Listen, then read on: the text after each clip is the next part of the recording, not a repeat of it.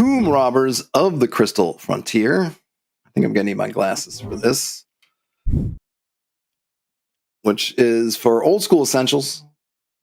Writing, art, layout, and concept by Gus L. Editing by Nick Whelan and Ava Islam. Playtesting, Anthony Wu and Casey Grasky with review and support. Whoops. Okay. Whoops. Where am I going? All right. Let's see. How to use this book. And now, just to refresh, in case you have not seen me do one of these, and I would understand why. I haven't done one in a while. I've been slacking off on doing these of late. I used to read basically cover to cover. It would take forever. Some things would take me upwards of 8 or 10 episodes to do. It's hard on me. It's not particularly friendly. People look, interest falls off after a while, right? So I changed my approach, which is what I'm going to do with this. And what I'm going to do now is where I'm going to be picking and choosing, trying to pick the highlights. The other thing to know is I do not pre-read these. I haven't gone through and pre-highlighted a bunch of things I want to talk about. My original pitch for this thing was, I remember when I used to, on a Saturday, let's say, I would go to the game store with a friend of mine and we would look at books on the shelves and we would, go over and say, and we'd find a cool book and you take it over to the other person like, hey man, look at this book. And you flip and show them stuff like, man, this is cool, right? And you look at the books. And that's kind of how I pitched this, is we're looking at this book together. So it's like we're at the gaming store and we just found a book that calls to us. We open it up, we just start flipping it through and we see what catches our attention.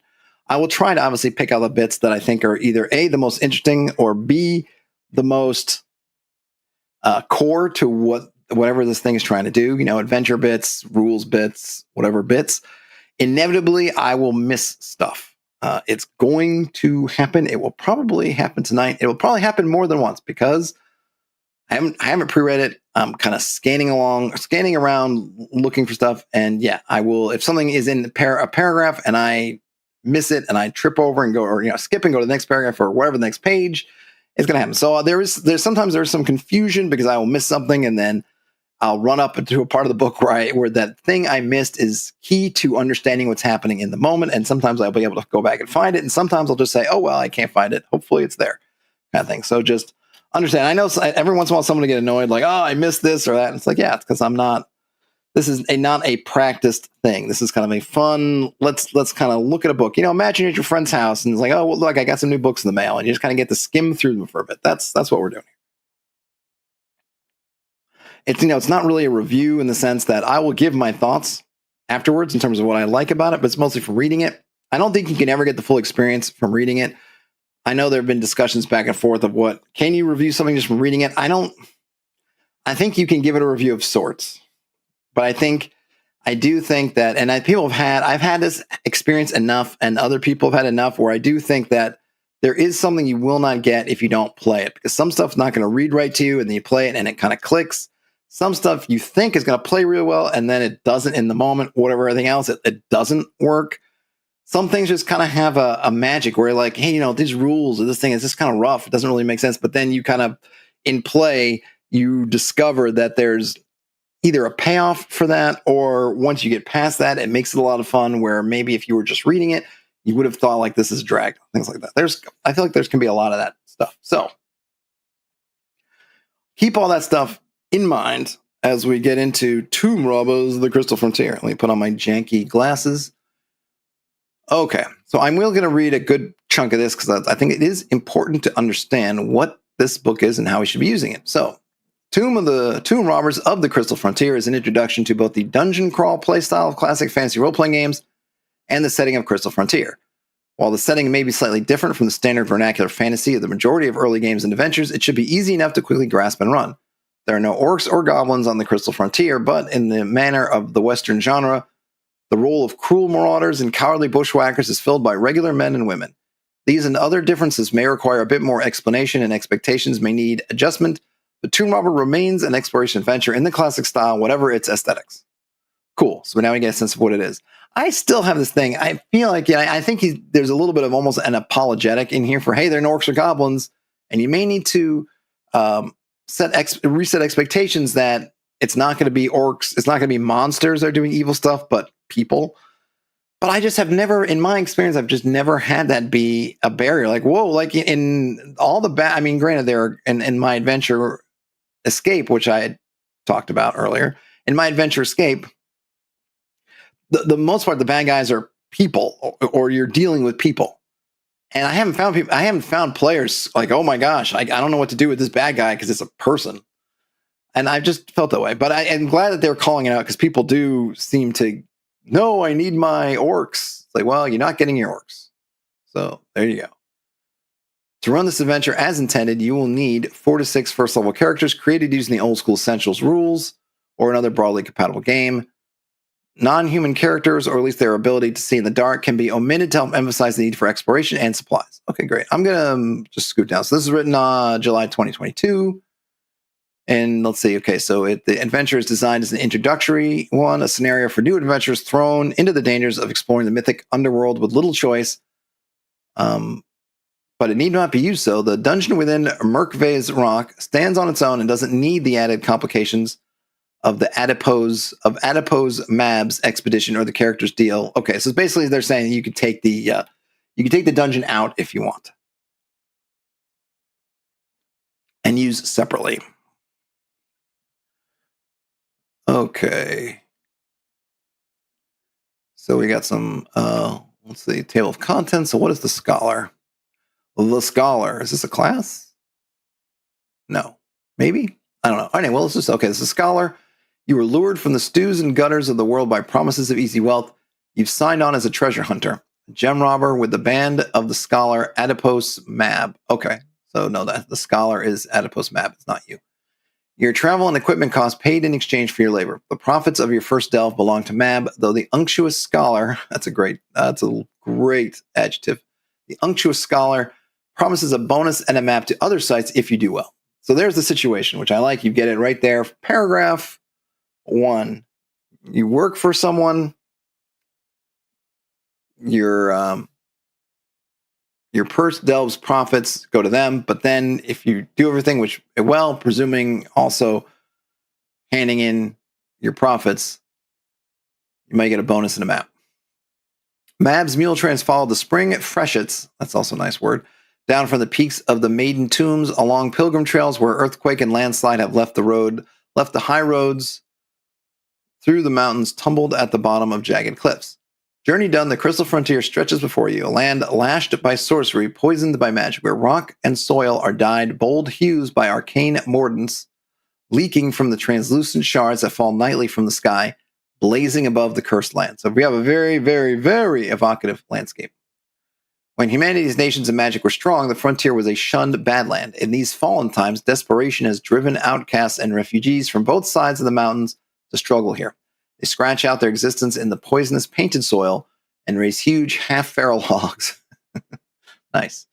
The lure of wealth also draws depraved treasure seekers who hunt for the voids within the sky crystals. Sometimes these are full of gold, eldritch artifacts, and the glittering gemstone reservoirs of arcane power called oculiths. Another nice word. Daryl says they prefer human-centered games. This game makes me reminisce of a Thieves' World flavor. Yeah, I mean, I do tend to like human-centered games too, only because it lets you go really weird with the non-human stuff. That it's just easier when you don't have players also being them. Just harder to keep things weird when you have to either A, explain everything to a player, or B, have them play them as a non-weird type. Because you really do get to be. I forget some of the terms people say for like the hats, or just humans wearing different hats, or humans with different head things. Yeah. Humans, like, with a different wig on, basically. Adipose Mab's mule train. A wiry, weather-worn woman in her late 30s with greasy brown hair and black grit in the lines of her face. Mab looks little like a scholar. She prefers to think of herself as an explorer and tomb robber, though she's never worn the guild's stone skull mask. So there's some nice little world building there with the stone skull mask. She's a canny researcher and a decent leader. Let's see. Mab wants to be rich. And then she has a gem cutter named Flash and a couple of bodyguards, Kato and Caro, who are doppel soldats of Blue Meadows. No idea what that is, but again, it's a very evocative term. I guess doppel, isn't that like double doppelganger? And soldat, soldier? I don't know. We'll have to see. In the wild, she'll have a full expedition of several greenhorns. Greenhorns are rookies, essentially. In Scarlet Town, she can call up a dozen loyal thugs. Okay. So we get some things about her. We get some stats. I'm not really concerned with stats. Kato and Caro Bluid they have got some kind of berserker stuff going on. They are androgynous twins from the Blue Meadows with more than a bit of Ice Hell's and ancestry. Some more evocative kind of little world building bits in here. They are veteran merchants guards, which are called Doppel Soldats, in the cant of their homeland, who have worked for Mab for 2 years. Okay, so they're androgynous twins, which I guess were the Doppel, and they're guards. There you get the Soldats. So they're called Doppel Soldats. Cool. And then we have greenhorns. Okay. So we have some gossip. Let's see. So I'm not going to read all the gossip ones, but we get like, I don't know why some are. So I guess it's just, I'm wondering because I see that some of them they have the alternate coloring, which I guess just part of that scheme is some of them are bolded and some aren't. Probably just, I like the fact that they're bolded, helps with the contrast. Let's see. So this is the first fact as they are spoken, as it says. Crystal tombs fall from the sky, streaking across the night every few months. Only a few have quote-unquote voids, the hollows where oculiths and other treasures are found.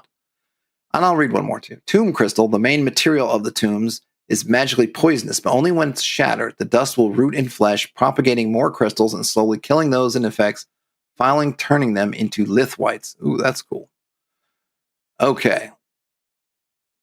So there you go. And then I guess there's a third one because it seems interesting. Hey, my ear trumpet, thanks so much. Okay, gem cutters like Flash find the natural fracture lines in tomb crystal and facet them to safely open them for exploration. So he's a gem cutter, but not in what I was thinking originally, which is essentially making gems for sale. He's like the lockpick for getting in, right? He's there's a name for that. Shoot, I forget now. I forget the name for the guy that picks locks. Got a name. It's like you see it in crossword puzzles, but I haven't played crossword puzzles too much lately, so I forget the term. Anyway, okay, that's cool. So the deal. Merkveh was a well-known gem robber, a decent cutter, poor prospector, and the head of a cheery band of cutthroats. 6 months ago, he and his priest children rushed out of Scarlet Town, whooping that they'd returned richer than the old emperor, but they never did. Chabot says locksmith. No, I know. No, that one I got. No, there's another.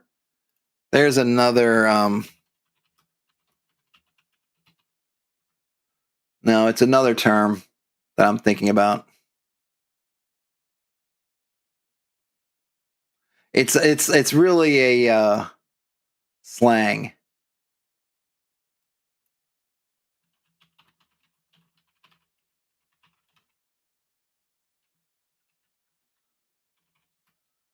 Something like a criminal, because it's really a kind of a criminal. I can't remember. It's something that would show up in like a New York Times crossword puzzle. Not a big deal. I just can't remember it. I can't remember. Okay. So they never returned. This is talking about Merkveh and the priest children. Mab has somehow acquired a map that she claims leads to Merkveh's last find. That's where the party's going. Flash will cut the crystal tomb if it's still closed, after which the party will be the first to enter what Mab glibly calls Merkveh's Rock. The rest of the expedition will enter and recover what they can once the characters finish scouting. Okay, so now we know a little bit more about what the character's goal is. Their goal is to scout ahead into this particular crystal. Mab expects the party to abide by their agreement and turn over the treasure they discover. When they first return to the surface, she'll ask what they found before throwing down the rope. When she does lower the rope, she'll instruct the party to send their packs up first. While the party makes the ascent, she will search the packs and collect any treasures within. Okay, so it's possible. This is good. That I will say this is clever to have the procedure out there because this then has possibilities and limitations. If the party wants to kind of keep stuff on their person, then they may be able to hide it, right? But if they put it in their packs, she's going to take it. but it's kind of set up so that the referee can easily say, here's how they're doing it. And it doesn't feel as much like a screw job, because there's like literally send up your packs, and then they're searching the packs. Okay, send up your person. And I'm sure she will still say, like, you got anything on your person. But then maybe the party could lie about it, right? Or it's in their packs, she's just going to take it. Which is fair. That's the deal. Mab's terms: party scouts and explorers, and then reports back. They can enter or exit whenever they want, but won't return all treasure they find, and give her a map and description of the tomb. When the party has scouted enough of the rock for Mab to take over exploring, about 10 rooms, she will consider the deal satisfied and can leave with their equipment. And I think they can leave with their equipment. If the party has delivered at least 1,000 gold pieces worth of treasure, Mab will give them a bonus of 500 gold and a map with locations of other potential treasure sites. If the party wants to continue exploring after scouting, Mab will reward them with 10% of the value they turn over and let them keep any non-treasure items they find, aka magic items. Oh, that's interesting. So there's a little bit of a thing here. You don't have to stop. Okay. If the party has given Mab a reason to distrust them, the entire expedition will be waiting at the top, ready for a fight. As the player characters emerge one by one, Mab will insist they lay down their arms, and once everyone's present and subdued, she'll explain the bargain they made again. On a first offense, Mab will forgive her employees for their greed, but will point out that double-crossing, snake-bellied deal-breakers tend to die very badly on the Crystal Frontier. After giving a report and getting a night's rest, the party can return to the rock or part ways with the expedition to wander alone in the waste. So there we go. All right. Now we get this note on the dungeon crawl playstyle. I'm not sure I want to read all of this. Tomb Robbers of the Crystal Frontier is written for a particular style of play. The classic dungeon crawl. This adventure focuses on a location, how the players will interact with it, and if the characters will survive it by unpuzzling its secrets. The dusty, low-fantasy Western aesthetic of Tomb Robbers is meant to set expectations of anti-heroic or aheroic play. Players who pursue the sort of high-fantasy heroism that involves glorious battle with monstrous creatures or a black-and-white approach to dungeon denizens will soon find their characters dead. Okay. Excellent. I think I'm going to skip the rest of this. One thing, there's this note about a couple of these creatures, I guess I'll say. It says, describe the more dangerous threats, the bear owl, guardian, stylite, and sleeper, in ways that give players pause about engaging them in direct confrontation. Remind them they don't need to fight and allow them to flee, which I think is important stuff. Which is good. Okay, so here's the MIP. Looks like there's the entrance. I'm guessing is over here. He comes down. Is it going to area 10 or is it going to area? I guess we'll see. Oh, no, I guess is it. Wait, I guess there's two. I see exterior and I see exterior. Are there two cuts in there? I guess we'll see. But I always find the isometric maps really cool. Isometric maps cool, but I don't always love them for their readability. Okay, here we go. Two surface. There's this one is more clear. I guess this hole here is the actual entrance. What is this over here? There's a whole bunch. It's like, this is room. What room is this? Is this room 7 or room 8? I don't know. I guess we'll have to see, because there are all these little letters here. And the problem is, whoops, trying to see what. I guess we'll see when we get there. Like, are these all these smaller letter designations? Are they part of room 7, room 8, a different room? I don't know. We'll see. It's a little. I almost wish they put the room numbers in a bit. So 7, if 7 is all this, I maybe put the 7 over here. I don't know. It's interesting. I like that they have the doors. You can see the indication of the doors swing, which way the doors swing.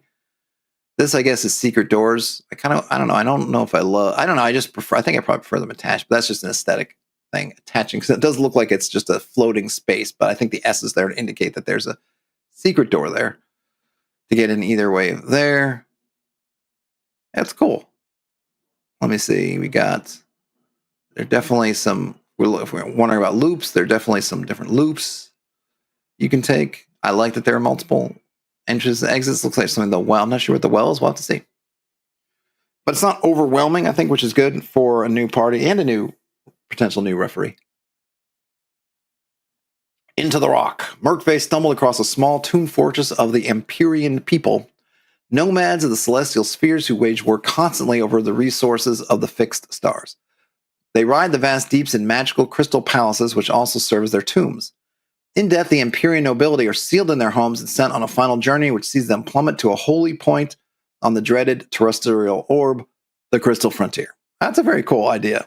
Because that a couple things, it's just neat flavor. Like that's a really cool concept, I think, and it also is a really good explanation for why there's a constant supply of these and why some of them have all kinds of stuff inside them, like a whole dungeon. It's because there are these crystal palaces. So I really like that. Because then you can always have more show up. And you can have them be of different sizes because they might be different types of Empyrean nobles. If it's some kind of Empyrean high noble, they may have a massive tomb, crystal palace, crystal tomb. Or it could be a minor noble that has a little one, or it could be someone else, maybe even more minor, that just has a void with some stuff inside. So I dig that very much. Okay.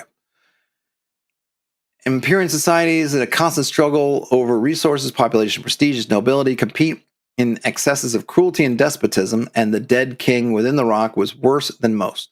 His tomb is a monument to power and sadism, a maze of traps where formal rivals and disloyal courtiers had been transformed into horrors. Much of his court was forced to commit ritual suicide and buried with their megalomaniacal liege. The tomb is overseen by the former vizier, aka like a wizard, of the dead king, now an undead creature known as the Stylite. It also contains one of the king's concubines, the Sleeper, a powerful sorceress who managed to evade the ritual suicide demanded by the dead king. Another inhabitant, the Guardian, was once sister of the Sleeper and a rival to the dead king. Transformed into an undead servant, he has partially subverted the Gaius, or no, sorry, it's not Gaius, it's Gesh, that controlled him during Tomb's. Hold on a minute. The Guardian was once sister of the Sleeper and a rival to the dead king. Transformed into an undead servant. Is he, we're talking about the dead king, he, or the Guardian sister? So maybe she, so is that the, I don't know. I'm not sure who the he is in this case. Transformed into an undead servant, he has partially subverted the Gesh that controlled him during the tomb's long fall through the ether, but his consciousness has grown dim. Murkface and his band are still within the tomb, transformed into half-living parodies of avarice. These entities have goals and desires. Crafty delvers can turn one or more of them into allies by unraveling the tomb's secrets and relationships. And there's an Appendix B, Factions, for details on the relationships and goals of each bolded entry. All right, cool. Bo says it'll always be Gaius to me. Yeah, I that's where I was corrected and I looked it up and it is indeed Gesh. But yes, I have to kind of force myself because I do just see Gaius. But I also have a niece with an Irish, I think it's an Irish term, Gesh, right? So I've gotten better at it because her name is Bevan and it is spelled, what, Beibhinn. So I have to not, Beeben or whatever. My luck if you just tried to read it in English. Okay. Running random encounters. Random encounters are important because they embody the risk of excess caution. Additionally, the omens and signs below provide clues about what the players risk encountering. After an omen is rolled, the next random encounter will be whichever creature the omen corresponds to on the encounter list. Some creatures only found in certain areas. When rolling an encounter or omen, use a d8 for the outer tomb, which is areas 1 to 11, and 1d6 for the inner tomb, areas 12 through 18. So there's 1 to 11 is here. So 1 to 11 is here, all the way kind of this, I guess not including this area.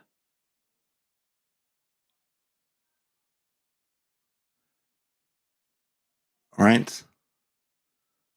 And then the inner is this here, which would be, where's 11? Yeah, 11, 12, 13, 14, 15, 16, 17, 18. Yeah, okay. Similarly, the bear owl, stylight's eyes, and hunting echo either exist in limited numbers and will not appear after they are killed or certain conditions are met. If the encounter indicated by the dice cannot appear, treat those results as non-encounters. All right. Sounds pretty good to me. All right, so we got some random encounters. I'm just going to read the titles. A hunting echo, some glass spiders, a lith mummy, some lith zombies, stylight's eyes, tomb homunculi, a bear owl, or some of the priest's children. These are the Merkvay's band, who are Lithwites now. Then we get these omens and signs. They were just mentioned on the previous page. The tinkling sounds of glass. So one of them is the tinkling sounds of glass chimes. It seems to come from inside the room. Luminous markings in the crystal, sigils, letters, and signs in an unknowable dream language. Is that supposed to indicate? Because I thought, let me hold on a minute. It said there was an indication. After an omen is rolled, the next random encounter will be whichever creature that omen corresponds to on the encounter list. Okay. So maybe, is it 1-to-1? Okay, it must be. I almost think just visually if they'd put some kind of arrow or just something across, but I get it. So you're supposed to, so these encounters and these omens and signs line up. So these omens and signs refer to the hunting echo, that one I just read. I'll read this one. Rhythmic scraping, someone is sharpening a glass knife on stone. Draped webs of spun glass, as sharp as knives, but fragile and harmless to clothe the flesh. Refers to the glass spiders. 3, 4, 5, 6, 7, 8. So that's cool. It takes a minute to figure it out, but once you, just for me, I guess. And then you got it. All right, cool. I'm not going to read the stats for these. But we have them, which is good. We'll get some notes here about the exterior of Merkvay's rock. Let's see. A canted jumble of purplish crystal protrudes from the center of a slumping crater, refracting light through layers of party-colored dust. The radiating blades of crystal show no obvious voids or inclusions, but from their size and that of the crater, it's clear that the majority of the tomb is underground. A prolonged search, which Flash and Mab will conduct if the party doesn't, will reveal a burlap-covered hole at the base of an overhanging crystal. Okay, but there's another one too, right?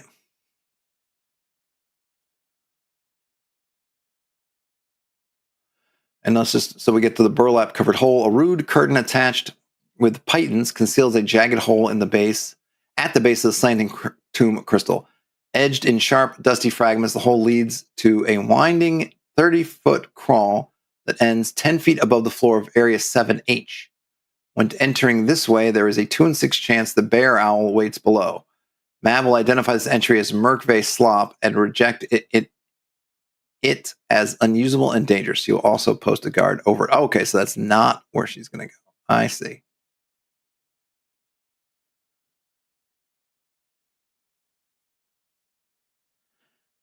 Let's see. So that's the burlap covered hole.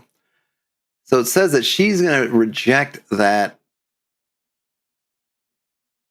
entrance over there. But in this other paragraph, it says Mab will set up camp here, guarding the descent. She'll happily resupply the party with food and water if they need it.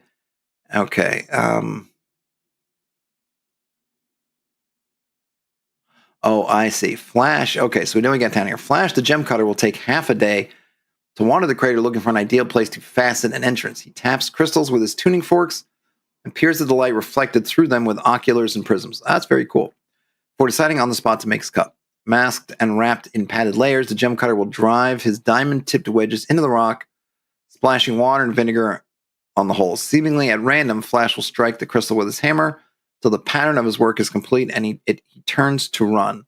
A splintering crack behind him opens into a sparkling light-filled doorway where a slab of tomb crystal has sloughed off to crash intact on the ground. Very cool. So, okay, so that would be... All right, so I guess the assumption... Well, I guess there's no assumption. So if you go in Flash's hole, you end up in Area 1. if you take the burlap hole, you go down to area 7. So it's very interesting, which I like. All right, you got the choices. You got a couple choices here. Take the easy route. Or no, sorry, that's not the way I want to say it. You got 2 choices here. Well, easy, you could go the quick route. Okay, so that's the first. You're going to find the burlap covered hole first, and you won't have to wait a half a day for Flash to do his business. But you're getting warned that this is unstable, not good. But you could take it down there.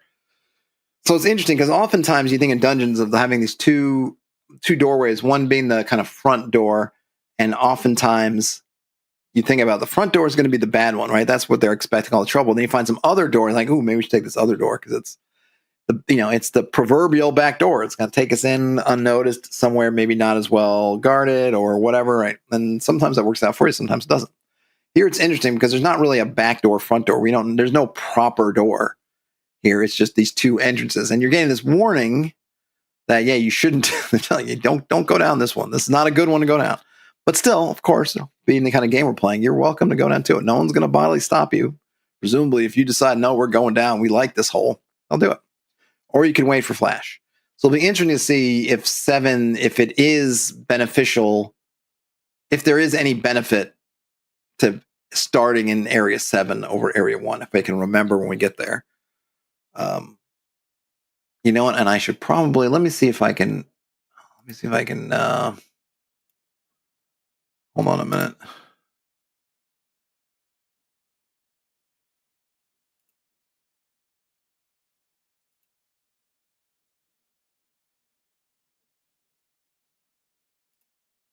I want to see if I can get the map. So I can have the map to view.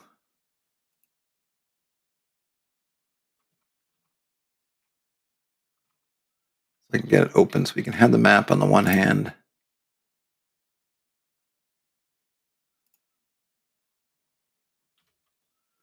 All right, let's see if I can do this, see if this will work. Okay, hold on a minute. Now I gotta exit out of go to view. There for a second. Give me 1 minute. I swear this is gonna work. It will work. Screenshots. Where's my screenshots folder?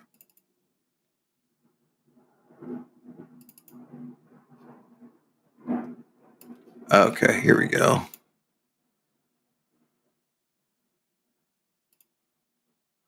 And then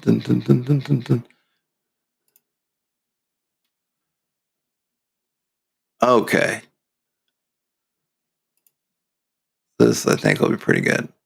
And we do have a map over there, but it's good to have I do like when you're able to put in. So I guess I can leave this in the thing and use maybe this. Okay. Nice. 1, 2. So we're looking at this area down here. 1 to 2 to 3. And this goes towards 10, or you can go towards 4 to 8. Yep. Cool. Okay. Area 1, surface shaft.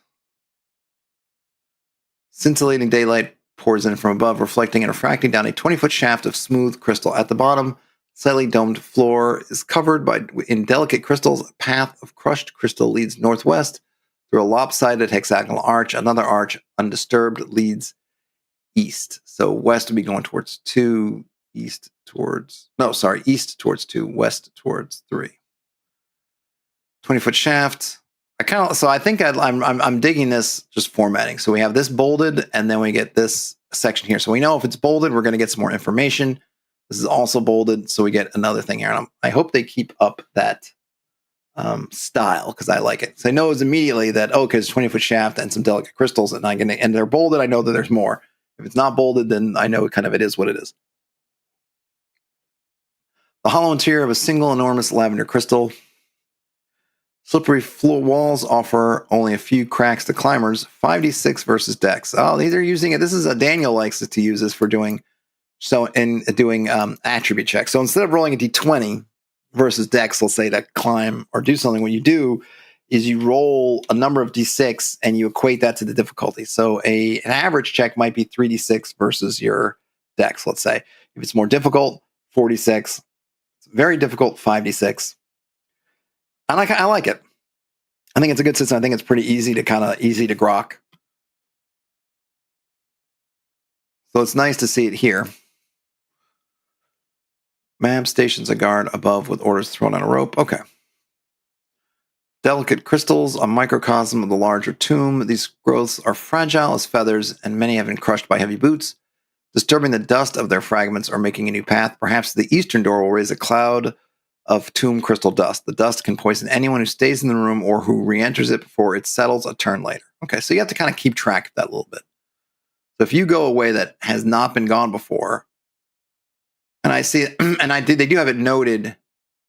It's noted on both maps. Right, but we see, so just they're showing you here visually, here's all that powder. So if you go to this room, towards room 2, you have to step across this light purplish powder. That's going to cause the dust. But yellow is safe. So that's a really neat marking. I guess it doesn't really come up anywhere else because the rest of it all is yellow, which is maybe a missed opportunity to have some more kind of fun with that. I'm guessing we're going to have other ways you interact with the dust, but that's a cool idea. And I like that they show it visually. So I think maybe marking it on the map also, just like the first time, like, hey, that's crystal dust or something, like if there was a key that says this stuff's crystal dust. But that's cool. Okay. So now I get area 2. That's this triangular bit here. Dark puzzle. Okay, let's see what we've got here. A passageway of polished reflective stone ascends from area 1. Beyond a triangular arch, the room opens to a bare triangular space of mirrored bright white crystal walls, rising to a peaked roof. Beneath the slick floor, shadows shift like fish under ice. So I'm just testing out this theory here. The layouts, we're going to see a section on triangular arch and a section on shadows, and that's what we get down here. That's cool. Triangular arch. The crystal here is clouded, pearlescent lavender that has been carved into meticulous patterns. Scholarship or arcane knowledge will reveal the magical significance of the carvings as minor wards against madness and contagion. Well, that's good. Shadows. When viewed, the shadowy images beneath the floor quickly resolve themselves into a scene. They show reflections of past events in the crypt throne, which is area 18. Viewing the first of these scenes is safe, but watching too many reflected dreams of the tomb's past overwhelms the mind with warped colors and phantasmagoria, another great word. After the first scene, another one will run randomly out of sequence. For each scene a character views after the first, they suffer the associated effect listed below. A full night's sleep between viewings prevents this, but the scenes are primed to play endlessly, one after another, as long as there is a viewer. Roll a new scene after every turn of viewing. Oh, that's cool. So let's see, where's the table? Whoops. Where's the table? Oh, we'll just list it below. Hold on a minute. Listed below where? I guess it's on the next page. Okay, there it is. Okay. And then we have these, what are these X's? The Wazir built this place for his monarch and set the burning ray traps. What? What burning ray traps? Where are the burning ray traps? Hold on a minute. What burning ray traps? Am I missing something? I'm just pulling out the written book just to see if.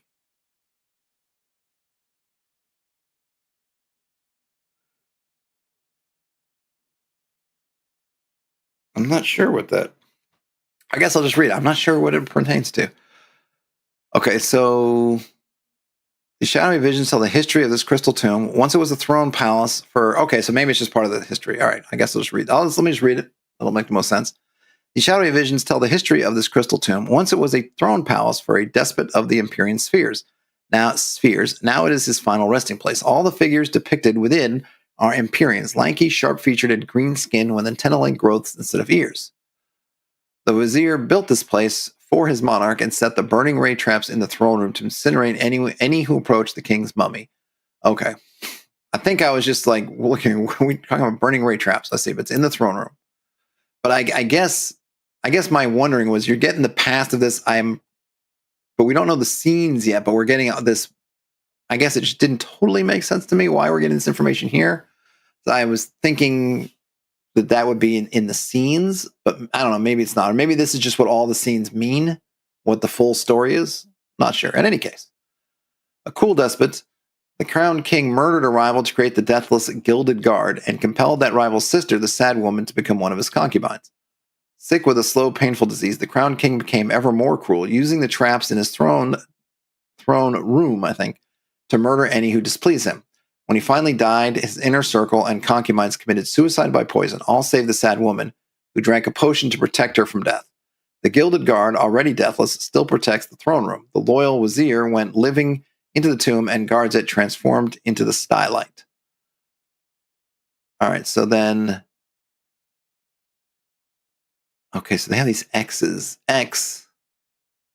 The crown is recognizable as the one on the altar in Area 14. The throne room is Area 18. The sad woman is the sleeper in Area 8. The Gilded Guard's armor is that of the Guardian in Area 17. The Wazir's robes and manner are recognizable as those of the Stylight in Area 9. I think this is trying to say, basically, I guess, what things you can gather from the visions. I almost wish... So I'm guessing, my guess is that we come here.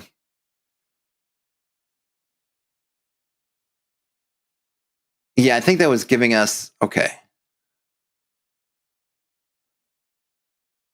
I think this is giving us the skinny as the referee for basically the complete story.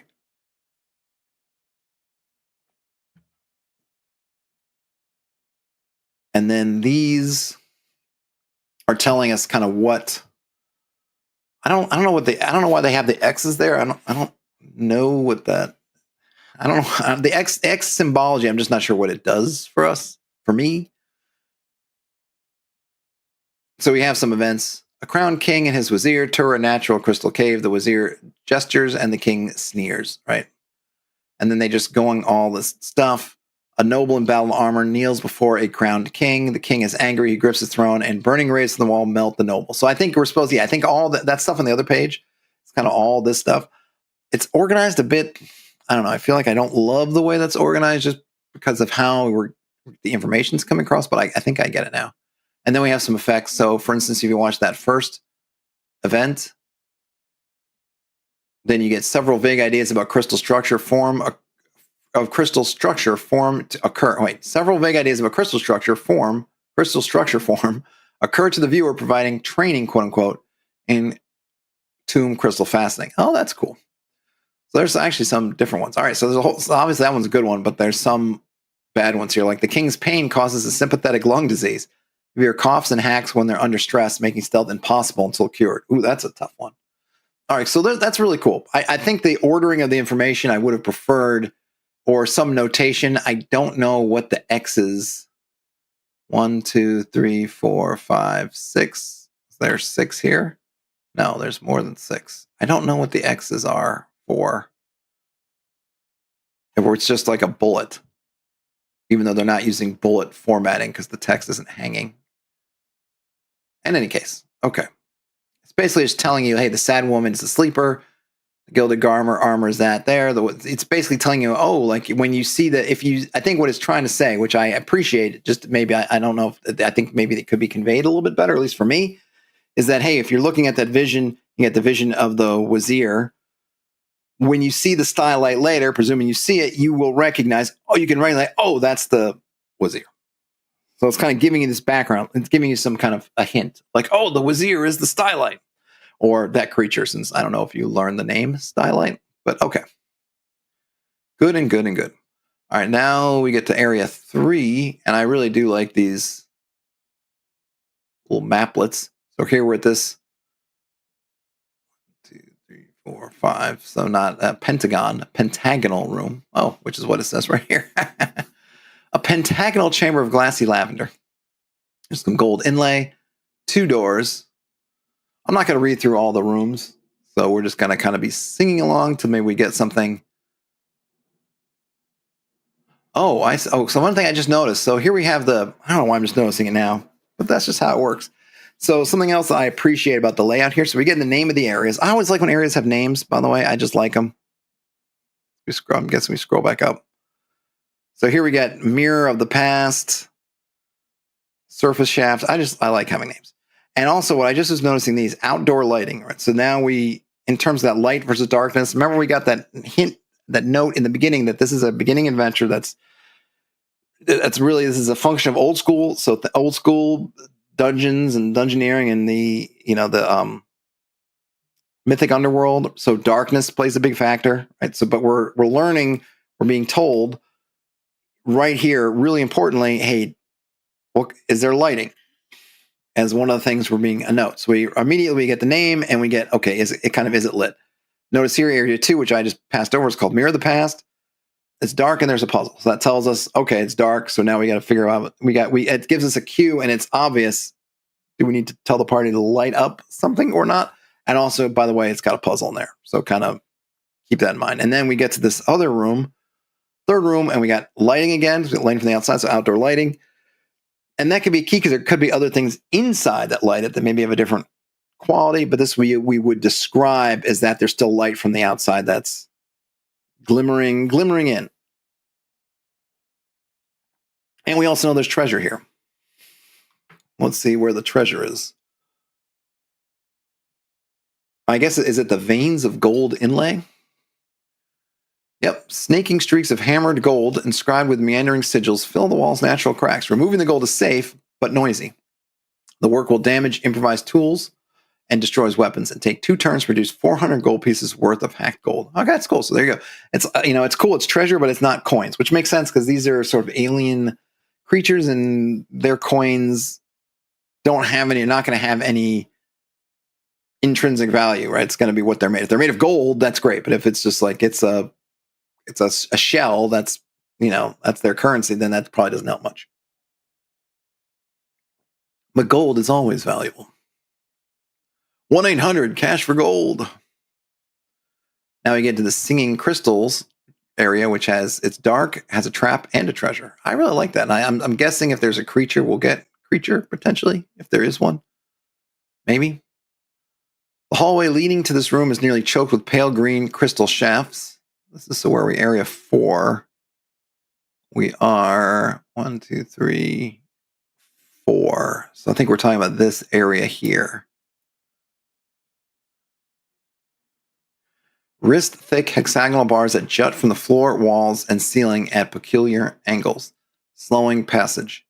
Within the room are thigh and torso-thick pale green crystal columns that form a web of obstacles. 2 corpses lie in the center. So now I think we're talking about, I see they're actually talking about this. Not this entrance, but right here. 2 corpses lie in the center of this web, the body of a failed treasure hunter crumpled on top of a skeleton in fluted armor.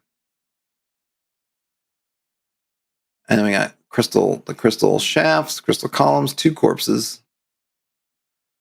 So what is the trap part of it?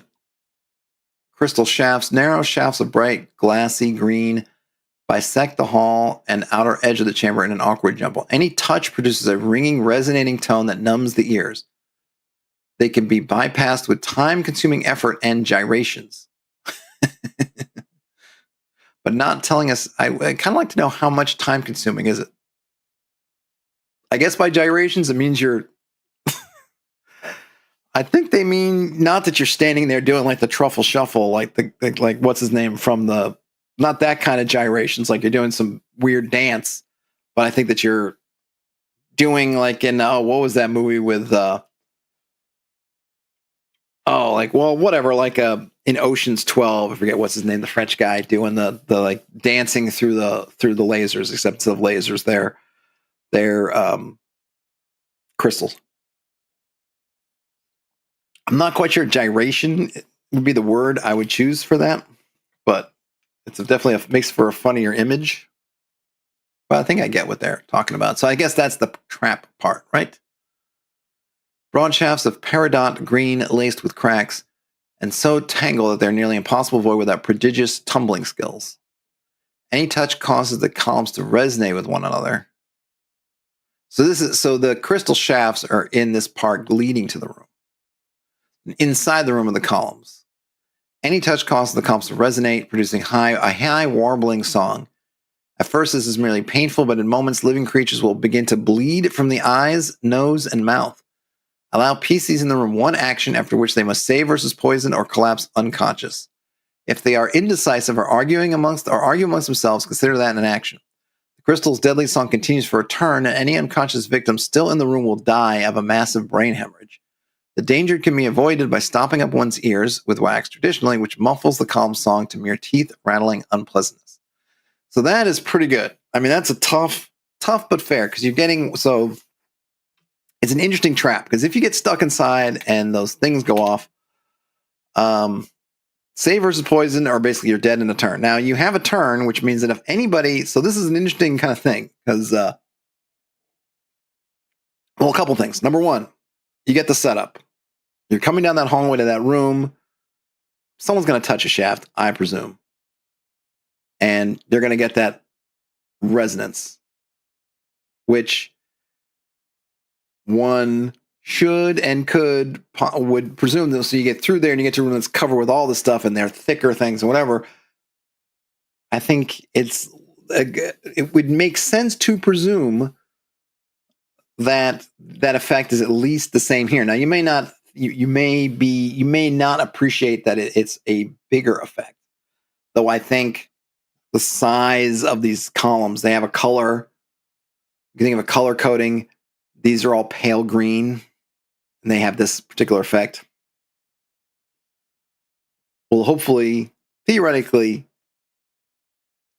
give players a clue. This is going to be worse. And then if they do, then it's like, oh, you failed. All right. Oh, really bad things can happen. I mean, if everybody fails their save versus poison, that's TPK. If one person survives, I suppose it's up to you as the GM how many people you let them lug out of there in a turn. And I would probably let them take everybody out. I feel like 10 minutes is probably enough time to just drag people out of that box. You got to just, though, you could argue, well, where were they when, I don't know, when you probably have some fun with it, figure it out, but whatever. But if you take the hint from the small one, put some stuff in your ears, you're okay. So it's a really neat. I feel like it's a neat trap. It makes sense given the way it's set up. I like the idea of the crystals of different colors having different effects that you can play around with. I think that's a neat thing also. So that's I dig it. I dig it a lot. And I wonder, I don't know if they are, but we've already had 2 areas with different colored crystals that have different effects. It would be kind of neat. One thing I think they could have done, again, using the map here, is color these. So everything's purple, but if they gave these green, it would help maybe remind that these are different. Like maybe just generic, it's purple, but then here it becomes green because it's green. And the other one, I mean, the white's kind of harder to do in the coloring, but you could kind of set it off on these maps like they did with the crystal dust. Kind of show like, oh yeah, there's different crystals here, different properties. That's cool. All right, so that's that. So area 5 is over. No, where are we going? Oh, you're over here. Merkby's camp, which is dim, so we get a little bit of light, and there's a monster. The air stinks of putrid meat. Light trickles in from above, refracted through jumbled purple panes to illuminate a trio of canvas bundles, a snapped pole, and a shattered oil flask on the ground. Saddlebags are stacked along the walls. So the canvas bundles, 6-foot-long canvas cigars, corpses wrapped for burial. After a turn, these dead will lurch to life, ripping their shrouds to reveal a pair of aggressive lith zombies and a lith wight. If any words are exchanged, the wight will identify itself as heart-eating Merkveh. And then Mab can confirm the corpse as Merkveh. Oops. And we got some saddlebags.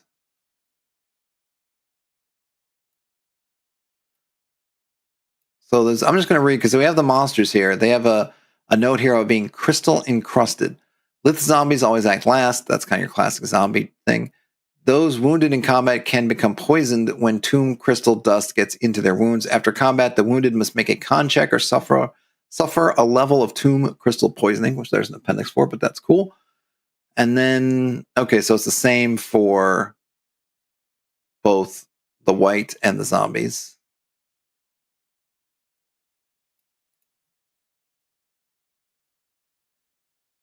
Then we get Area 6, Insisted Beast. That's another nice term. Over there. Which has, what's the beast? A bloated, so there's a well. And down the well is a bloated monstrosity, sobbing in a shallow pool of its own endless tears. Oh no. The horror has the face of a green-skinned, sharp-featured young man. The rest of its bulk is meat, scabs, cancers, strange organs, and jutting crystal spikes shot through with pulsing veins. This particolored mass is too ungainly to climb from the well. It is monstrously and utterly unreasonable. Despite its human face and piteous weeping, it will charge immediately to murder and crush anyone, or anything that reaches the bottom of the well. It will not stop and has no sense of self-preservation. That's pretty sad. And gross, but cool. Area 7 is the chambered hall that's dark, has a monster, a treasure, and a trap. A referee's note: a secret door is concealed at the back of niche F. So that's there. Okay, so 7 is this whole setup here. With a whole bunch of doors. Door, door, door, door. It's an interesting way of mapping it. Because normally what I would think of is this be 7, 8, 9, 10, 11, 12. I wonder if there's a reason. I think it's supposed to be, I guess because they wanted to keep it all one area. Because so far, basically, each area has been basically a room. In this case, we have an area that has multiple rooms. It's just an interesting way of laying it out. I think at first blush did make this a little bit confusing to look at because I couldn't tell what the A, B, C, D. It wasn't clear if I referred to 7 or 8. Now reading it through, it's more or less fine. Okay, let's see. Bronze doors, barrel niches, a sarcophagus of faceted black tomb crystal filled to the edge with foul-smelling reddish liquid. Beneath the filthy water are the bones and jewelry of an Empyrean noble. Fishing for one turn will discover a golden pectoral of interlocking hexagons, a pair of hexagonal jade cufflinks, and a hexed bronze dagger. Oh, that's nice. With blue glowing lines inscribed in the hilt. Even a sip of the tomb's vile brew requires a save versus poison to avoid dysentery. Oh, boy. Well, that's a little injecting a little Old West. I feel like dysentery is very much on point for a disease you would pick up in a Western. Oh, look at this. This is great, too, for some lovely visuals. Failure results in constant vomiting, fountaining evacuation, and a persistent weakness, giving a 4-point penalty to all rolls until the next session, unless cured by magic. That's interesting. Next session. I wonder. So it's not. Now you can rest for weeks, but that guy's gone until the next session, unless he's cured by magic. That might be a little bit tough. A day, 2 days, unless cured or some kind of save. No, you're down for the session. That's fountaining evacuation is a wonderfully descriptive turn of phrase. Okay, we got some more stuff, and then where's the secret door? Is in here. So sparkling in its niche is a 12-foot statue of peeling gilt bronze. It depicts an armored Empyrean champion raising her silvered khopesh, see Appendix C, above her head in a salute. The statue is valuable, worth 5,000 gold pieces in a real city, but only 500 gold pieces in Scarlet Town. But it weighs 30 tons and won't fit through most doors. Behind the statue, there's another typo.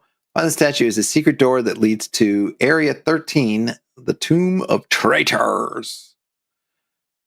I think you just kind of got to get lucky with that or find it from the other side because there's no it's your normal secret door. There's not a particular clue in here that I'm thinking of that would lead you to believe there is a secret passage there. So I guess if you're an elf or somebody with elf-like stats that has a detect secret doors thing, you might be able to get it that way. Or maybe because there's a statue there, you just go for it. But cool. Let's see. The door can be, so here we do have a note about the secret door. It can be detected by tapping the rear wall or by holding a bright light very close to it, revealing its translucence. Oh, okay, but still, I imagine you have to get behind the statue to do that. The door can be smashed open, or it can be opened by careful examination of its edges. Beyond the door is a short, rough passage that steeply ascends to an identical door, obvious from the passage side. This passage is a safe area, untroubled by wandering monsters. That's very good. Nefarious explorers could hide loot to avoid turning it over to Mab, or even hide themselves to make Mab believe they've gone missing, though it will take weeks before she abandons the site. Okay, so it's. I think it's super interesting here, right? Because this is not stuff you would communicate directly to the PCs, but it's for your knowledge that if they thought about it, if they find that secret passage, it's theirs, and they can hide there or hide stuff there, whatever. So that's really a good, clever use of it if the party thinks about it. And it's just being told here so that if the party thinks about it, the referee's not going to go, oh, no, I need to roll for wandering crouches or maybe for Mab. Like, here's the thing, Mab's not going to find it. No creature's going to find it. So go ahead and let him use it. We got some more stuff. Let's see. I'm curious about that extra surface. Okay, here's where this is where Merkvay came in. So this area G, here's where the surface is. Refracted light trickles from an awkward hole 10 feet above the floor that leads to a winding, sharply angled tunnel with an exit on the surface, Merkvay's slop, which Mab rejected. The exit will be guarded by an unsavory porcine, or porcine, I'm not sure, greenhorn named Tubbs. No, Tubbs. Come on, what happened to Crockett? Where's Crockett and Tubbs should be together? Come on. Boo. Tubbs is better than that. The floor of the niche is scattered with shattered bones, emerald green feathers, and patches of coarse black fur. Some of these have also become caught on the jagged edges of the crystal hole in the ceiling. When the bear owl isn't wandering, such as when it's recuperating from an injury or resting after a large meal, this niche is its nest. If it hasn't been encountered in the session, there's a 3 in 6 chance it will be resting here. All right, cool. So we got the bear owl, which I'm sure is completely different than an owl bear. Cool. Tubbs, the greenhorn. Boo, Tubbs. Come on, man. You're better. Tubbs deserve better than that. Okay, area 8, the prism tomb, which is illuminated, has a treasure and a trap. The safe path on the tiles mimics the yellow path of the mark below.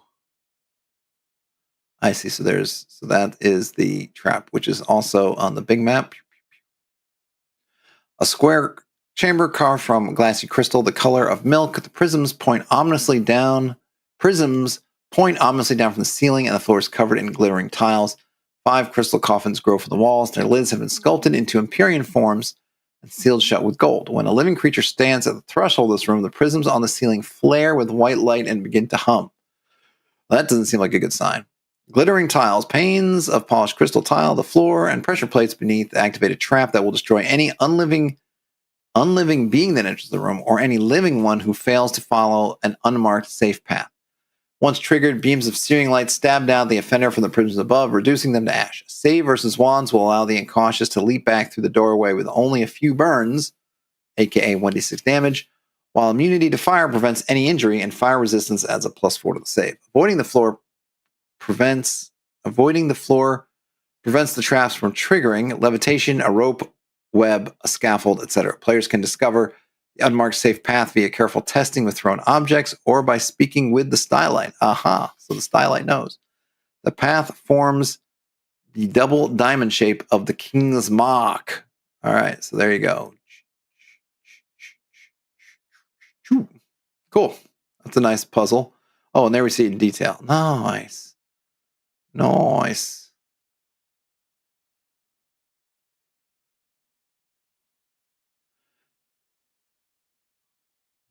Let's see. Oh, and then we get the sleeper. The sleeper will blink awake the moment the crystal around her is cracked and stare intensely with huge, angry purple eyes. If a player chooses to attack her while she is still encased, they will hit automatically and inflict ×4 damage, like a sleep attack. If not, Thuvia will pound her fist against the crystal to demand immediate release. She's a powerful sorceress and an imperious princess of a long-destroyed Empyrean dynasty. Initially, she will be well-disposed enough towards her rescuers to overlook their lack of manners, but will respond to disrespect with a deadly display of maleficence, a net or beam of red blazing light. She will not kill any survivors of this initial maleficence, so long as they immediately surrender. Ooh, interesting. So that's cool. And there's some other treasures. Nice. She's a 7th level magic user. Yeah, no, nothing to sneeze at. So we have the Tomb of the Stylite is 9, which is where over here.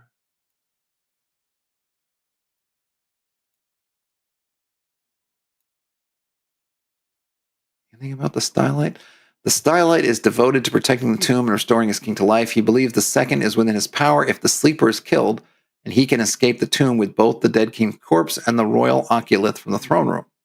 That's a really cool picture.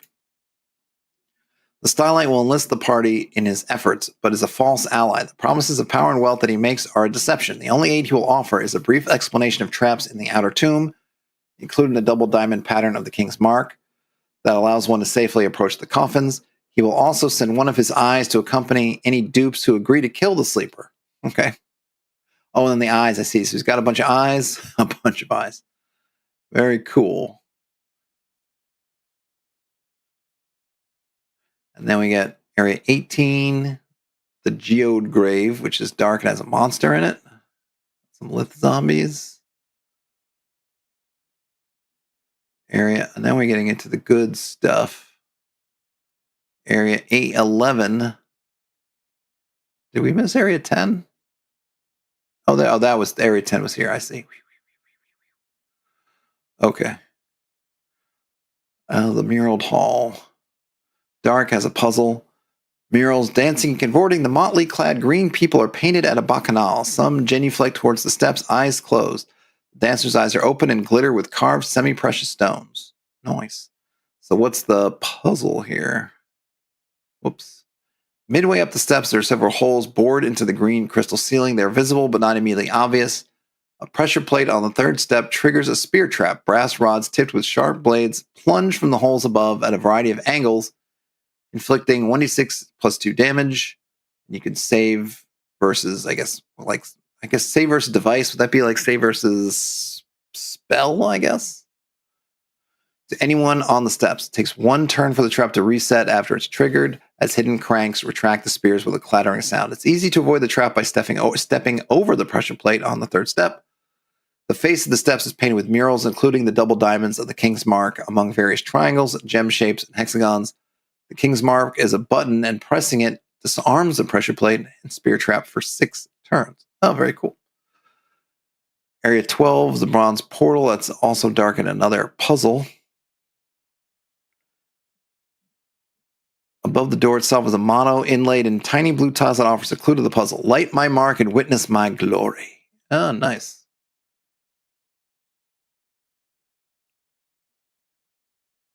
4 harsh geometric sculptures of fanged and clawed 4-armed apes. If lit, the pale green smoke will induce visions, exploding geometric stars, crawling fractals, and a deeply comforting sense of unity. The vision lasts 6 turns and inflicts -2 to all rolls while they last. Save versus poison must also be rolled. On a failure, gain 1 point of wisdom permanently, and on success, take a -1 penalty to any future saves versus paralysis. Womp, womp, womp. Well, let's see, there's a puzzle door solution. Oh, so you have to turn.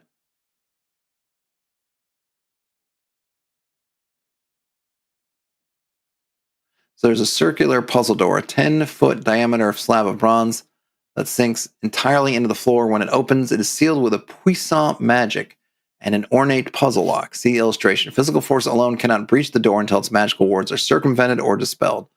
The lock can be opened 4 ways. So 1 is you can use the Stylite's lesser key. 2, you can use magic. You can also do a light spell, or you can do the puzzle. That's good. I like that there's some different things different ways to do the puzzle. And there we get it. So you could hand that to the players, and they need to kind of turn things around to get it. And then we have a solution. I guess that's the solution they want in purple.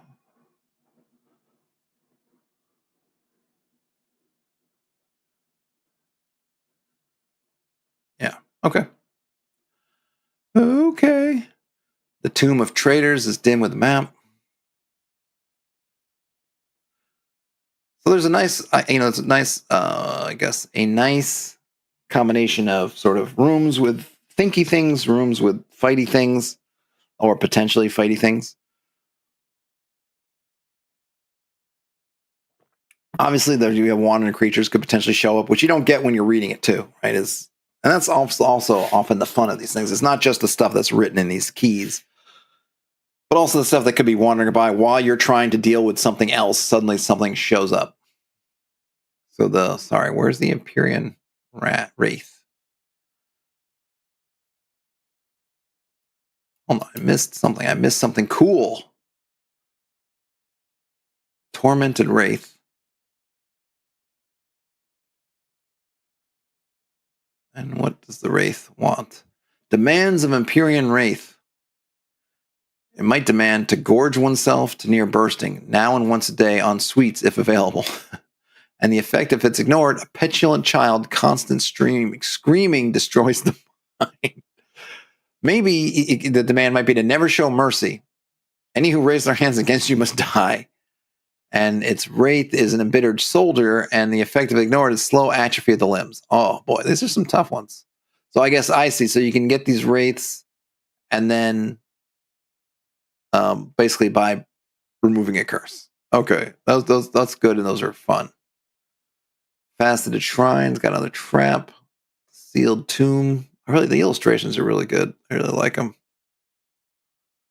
The Tomb of Nobles. There's a Guardian Demon. That's slick. Confident Contents. We get another table of those. The Guardian Cell. There's the Guardian. Oh, that's cool.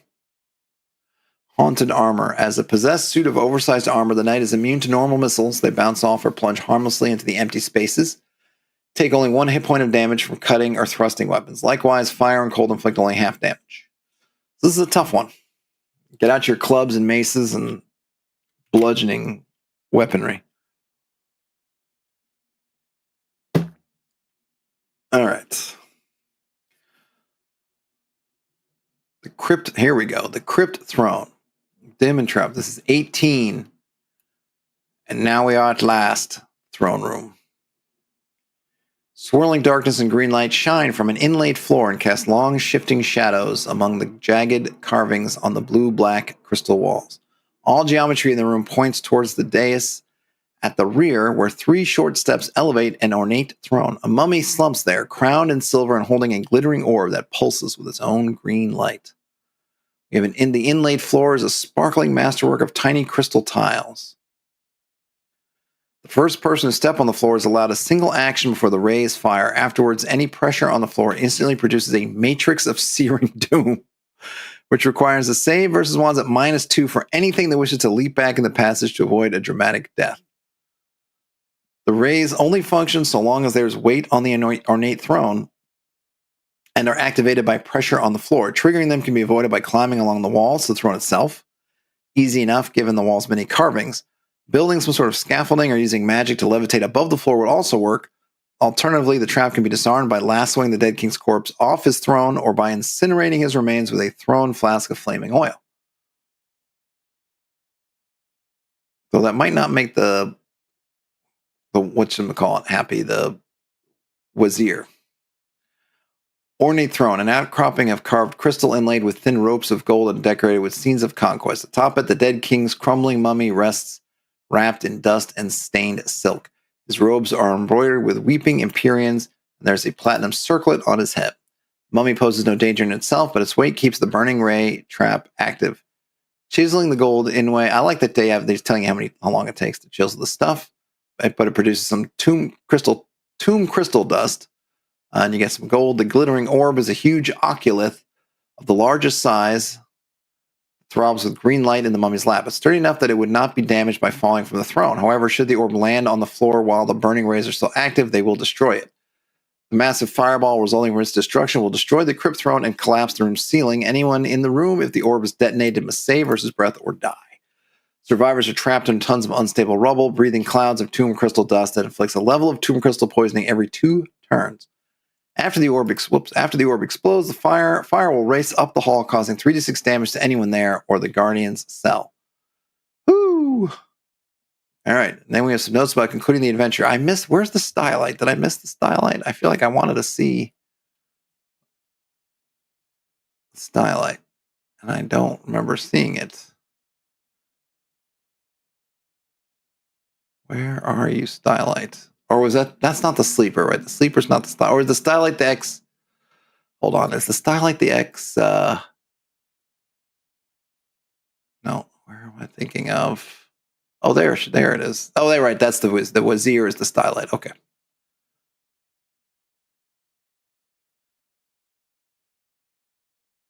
I was mistaken. So if concluding the adventure, the referee should not have any expectation about how the foray into Merkvay's Rock will end. The party makes for the whole dungeon a single delve, or they might return to the surface several times to recuperate in Mab's camp. They may honor their agreement with Mab by dutifully returning loot over to her, or they may conspire to trick her and keep treasure for themselves. It's entirely possible they will all die in the tomb, leaving behind ravaged corpses for a future band of adventurers to find. Well, there you go. So there's some more stuff there, what I will leave. We have some appendix material about the Occolith. And we have the crystal poisoning infection stages. So 1 is bodily excretions turn to glittering pastel tomb crystal. Most notably, sweat will harden into fragile sheets, and tiny crystal tears must occasionally be picked out of one's eyes. No negative effects. But then, patches of crystal build up on bone, hair, and skin. They result in random bruises, stiff joints, and frequent aching pains. You lose a little dex. Then things just keep getting worse and worse. So yeah, you do not want. Then we have some notes about fascinating crystal and about Occulith and wizardry. And there's a little table here or something with kind of some about fascinating, which is really cool because that's like there's a whole little setting here that's just kind of hinted at with the going for random crystals and doing stuff. So I like they give you some details about the how to do the fascinating. Presuming that you're going to. Well, I guess I don't know if there's more materials for this out there.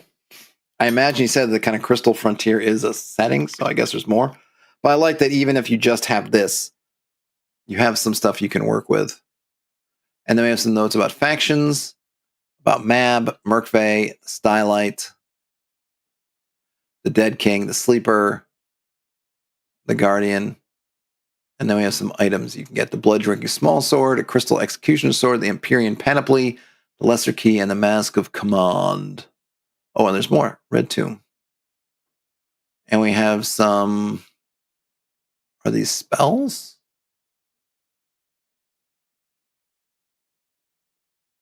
What is it? First level. Red Tome, not Tomb. Hundreds of loose plates pressed from rose gold and collected in a palm-sized folio. The cover is a rock crystal lens that magnifies the writing within, allowing the grimoire to be read. That's very cool. The Red Tome's spells are written in the Empyrean wizard's alphabet, but are close enough to the academic traditions of formal magic they can be decoded after some study and adapted to the practices of terrestrial wizardry. Oh, cool. So you have a whole bunch of new spells. That's really awesome.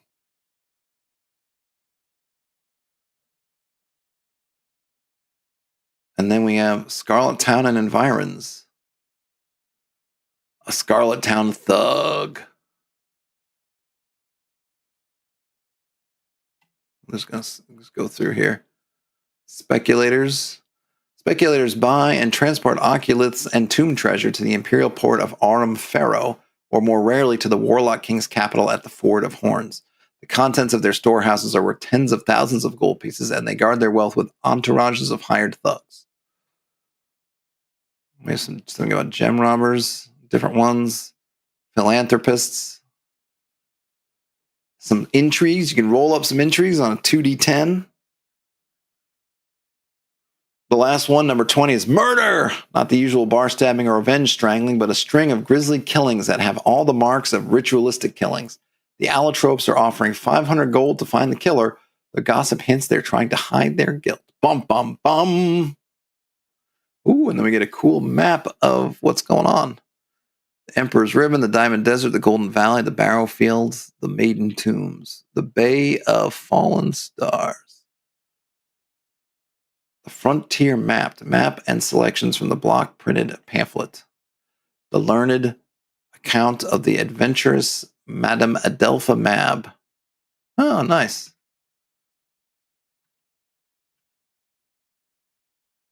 Common Grave. What is this? Is this another thing? What's this? What's this? Oh, wow. So you get a whole other little... Really? Is that in here too? Is it just in the PDF? Or am I blessed? Is this an appendix? It is here. A low-level crystal. So you get a second Crystal Frontier adventure. Nice. Well, it's beyond my scope to read that, but just know you get a second little adventure in here. Oh, not really little. Oh, this is the map. I was like, well, that map, wait a minute, that's the same map. But even still, that other, what was that map was here. That's a pretty good little freebie there. And now, okay, cool. I wish if I'd known that referee's map was there, I would have used that in my printout instead of the other one. Because I like that with these notes, the notations. Oh, there's a player map. Okay. There's a door puzzle. Prism, tomb, floor. I wonder if you're meant to kind of be able to see, because it says unmarked, but this you can kind of make out the ways you can go.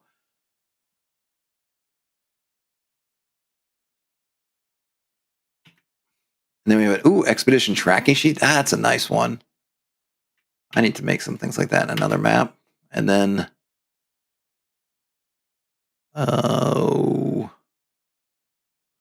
what is that? Like the OGL type dealy. Phantasmagorical Western fantasy. All right. Now, I think this is a really great adventure. I don't really have too many. I think the only note, and it's not even really a bad thing. I just, something I really liked was the different colored crystals having different effects. And I was kind of thinking maybe that would get leveraged later on. Like, and then later on you might get the white crystal with sort of mind effects, the green crystal with hearing effects, and maybe there'd be different crystal colors that would have different effects. And because they have different colors, which I think is really clever, once you figure out the colors, you could do some really neat things with the different colors and figuring out what they mean, and then utilize them different ways. And you get tastes of it in those early rooms. The white crystal over here, the green crystal over here. But and again, I'm breezing through. So if there are other elements and I just miss them, then I miss them. But I think that's ripe to go further, push those a bit more would be really cool. But yeah, this is a fun, I don't know, this seems like a fun adventure. It's definitely got some deadly stuff in there. If you like your OSR, you like your old school stuff deadly, it's got some deadly stuff. But I think it's also got what I like, which is if you're smart and you're clever, a little bit of luck here and there, but being cautious, as I think you could probably steer your way clear of a lot of that stuff. I think the puzzles are interesting. I like that there's, for the ones that are more puzzly, that there's some multiple things are given, like, hey, use light, use this, use that, or do this other thing, right? And the context makes sense. Like, it is a tomb. It has been sealed. So it has magic on there. So you got to figure out a way around the magic of that magic lock. It's not, you can't just shove it down. And if that question, well, why hasn't somebody done it before? Like, why is it still active? It's like, because this is a tomb. And it's probably a fairly fresh tomb at that, right? And when it's a mechanical trap, he has a little note about here's the mechanism that has those things, and we don't know exactly what it is, but we say, okay, these gears are going to be cranking to pull up those spears back up, so you get a sense of what's causing things to happen. And I really like the setting, the Crystal Frontier. Yeah, it's got this kind of Western vibe, but it's also is a really interesting fantasy. This idea of these crystals that drop every so often from the sky. Some of them big, some of them small. Whatever. It's like you have a constant source of adventuring, which I think is a really cool idea. And I'd love to see more about it. I only kind of really skimmed the town only because I got it at the end of the stream. If I'd hit that first, I probably would have read it more. But I think it's good to put that in the appendix, as you don't need it. And, get to the meat of the adventure first. And if you want to start in town or go to town afterwards, then you've got that afterwards. Thanks a bunch to Gus L for sending it to me. If anybody's run it, let me know how your experience is running or playing in it, obviously. But I feel like most of my audience comes at it from the referee side, less the player side. It's got beautiful illustrations. I think the layout is, for the most part, I had a couple things that confused me, but part of that might just be me. I really like the use of bold, and how if there's something bolded, then there's that section like, okay, if it's bold, I know to see more about it. I like putting the little bits of the map next to different areas. I think that's always nice when you can, and here it makes sense. I did feel like the numbering here on this map isn't maybe as clear as it could be, just with a couple of these. But again, it's something that when I look at it, just looking at the map, it struck me as like, oh, it's not quite so intuitive to know that this 7 covered this whole area. But when you see it inside, it makes more sense. So I think it's probably just like, oh, at first glance, I'm like, like that's weird, but okay, that's fine. It's all good, right? We all have our own styles and our own ways we like to organize things. So yeah, this was a lot of fun. Thanks for hanging out with me on a Saturday night as I read through all of this. I think that's all I got, folks. Have a great rest of your day, night, whenever you end up watching or listening to this. Game on, everybody. And I'll talk to you later. Bye now.